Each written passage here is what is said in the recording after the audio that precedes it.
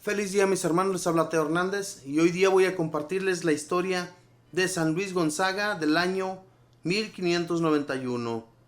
Luis en alemán significa batallador glorioso. San Luis Gonzaga nació en Castiglione, Italia, en 1568.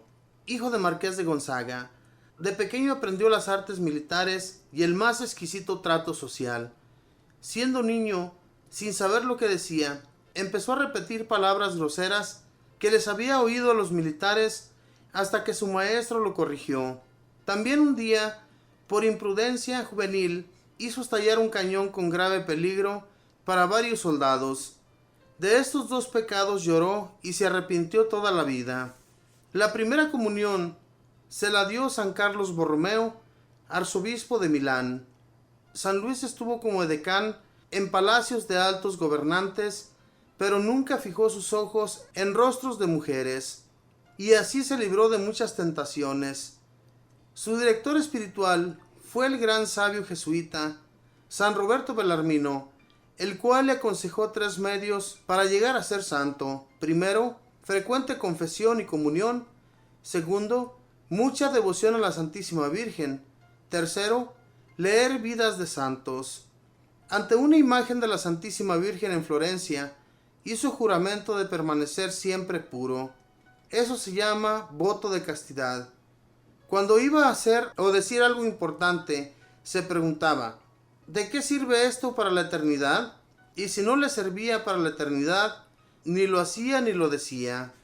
Una vez, arrodillado ante la imagen de Nuestra Señora del Buen Consejo, le pareció que la Santísima Virgen le decía, debes entrar en la compañía de mi hijo. Con esto entendió que su vocación era entrar en la comunidad compañía de Jesús, es decir, hacerse jesuita. Le pidió permiso al papá para hacerse religioso, pero él no lo dejó, y lo llevó a grandes fiestas y a palacios y juegos para que se le olvidara su deseo de ser sacerdote. Después de varios meses le preguntó, ¿todavía sigues deseando ser sacerdote? Y el joven le respondió, en eso pienso noche y día. Entonces el papá le permitió entrar de jesuita. En un desfile de orgullosos jinetes en caballos elegantes, Luis desfiló montado en un burro y mirando hacia atrás. Lo silbaron, pero con eso dominó su orgullo.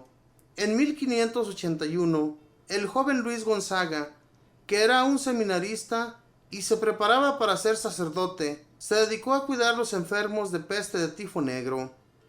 Se encontró en la calle a un enfermo gravísimo, se lo echó al hombro y se lo llevó al hospital para que lo atendieran. Pero se contagió de tifo y Luis murió el 21 de junio de 1591, a la edad de solo 23 años. Murió mirando al crucifijo y diciendo, ¡qué alegría cuando me dijeron, vamos a la casa del Señor!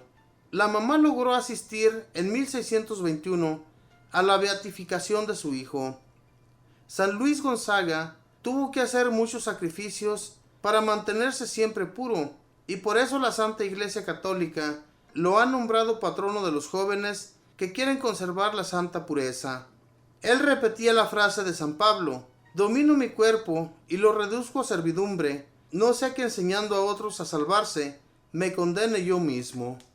Sufría mucho del mal de riñones y esta enfermedad lo obligaba a quedarse días enteros quieto en la cama.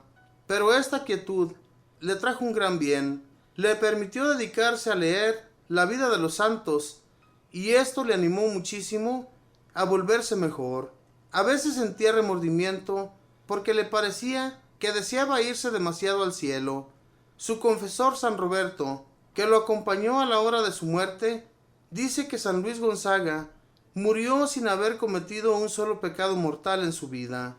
Apenas él se hizo religioso, su padre empezó a volverse mucho más piadoso de lo que era antes y murió después santamente. Luis renunció a todas las grandes herencias que le correspondían con tal de poder hacerse religioso y santo. Santa Magdalena de Pazzi vio en un éxtasis o visión a San Luis en el cielo y decía, yo nunca me había imaginado que Luis Gonzaga tuviera un grado tan alto de gloria en el paraíso. Un oficio muy importante que hizo San Luis durante su vida fue ir de ciudad en ciudad poniendo la paz entre familias que estaban peleadas. Cuando él era enviado a poner paz entre los enemistados, estos, ante su gran santidad, aceptaban hacerse las paces y no pelear más.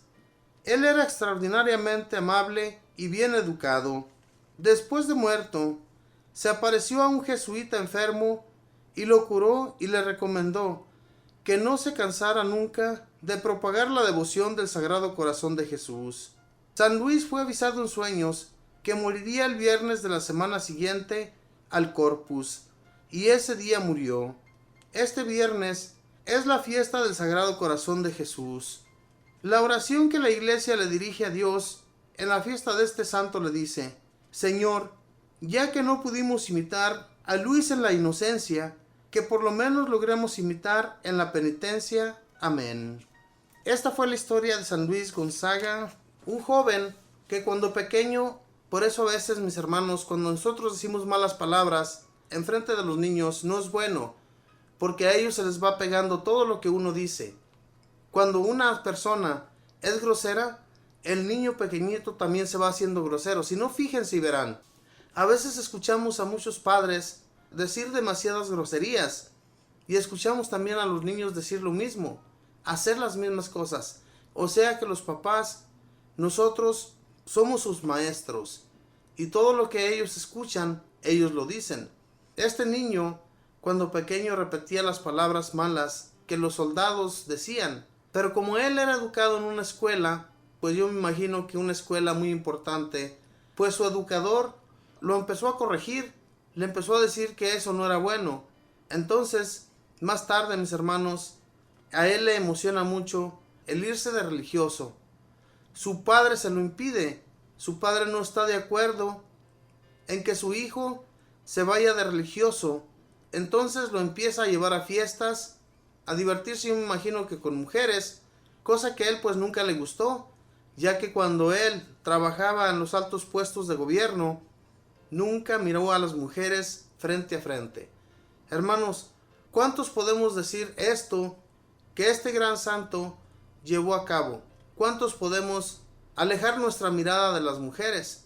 ¿Verdad? Es muy difícil, especialmente cuando vemos a una mujer muy hermosa, se nos va la mirada, ¿verdad? Eso no es bueno, porque si nosotros sentimos el deseo, ¿verdad?, de llegar un día ante la presencia del Señor limpios, pues no vamos a lograrlo con ese simple hecho.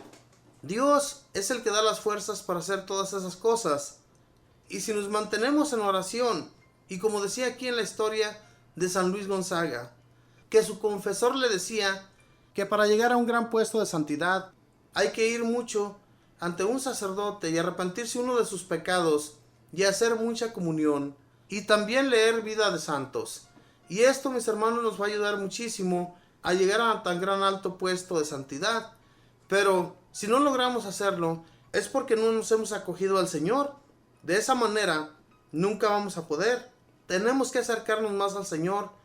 Tenemos que pedirle que Él sea que nos vaya dirigiendo para poder entrar en un gran puesto de santidad. La santidad se gana, mis hermanos, por medio de la oración y, como también les decía, por medio de confesar uno sus pecados y por medio de comulgar, si se pudiera, todos los días. Esto nos ayudaría muchísimo para no tener miramientos hacia las mujeres y para no ser tan groseros con las personas. Eso nos ayudaría muchísimo. Pero no vamos, hermanos. A veces está expuesto el Santísimo en nuestros templos y tampoco vamos.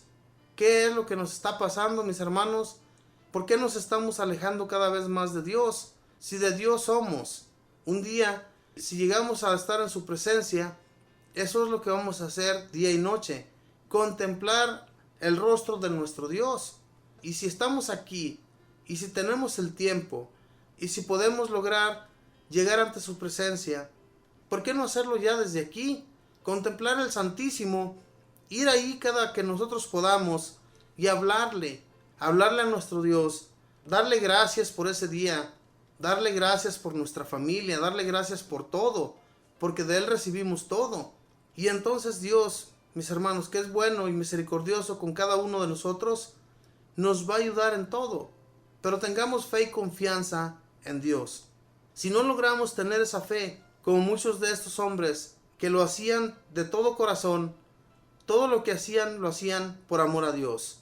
Dice aquí en su historia también que se le apareció a un jesuita y lo curó de su enfermedad. Esto le sucede solamente a las personas que llegan a ser muy santos, ¿verdad? Si nos metemos mucho a la oración, también podemos llegar a tener éxtasis y tener visiones como estos hombres llegaron a tenerlas. Pero no las tenemos, hermanos, porque no somos santos, no tenemos nada de santos.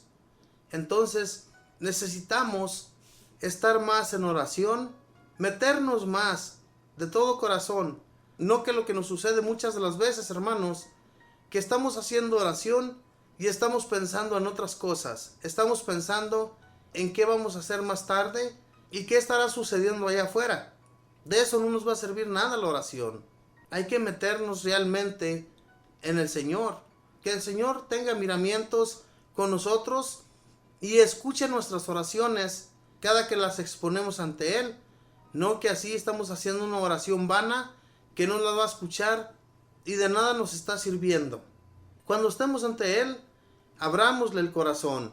No seamos mentirosos, seámosle lo más posible sinceros a nuestro Dios y Él siempre nos va a escuchar. De lo contrario, nuestra oración no va a ser escuchada. Tenemos que meternos bien profundamente ante el Señor para que Él nos escuche. Que Dios les bendiga, mis hermanos, que pasen un feliz día.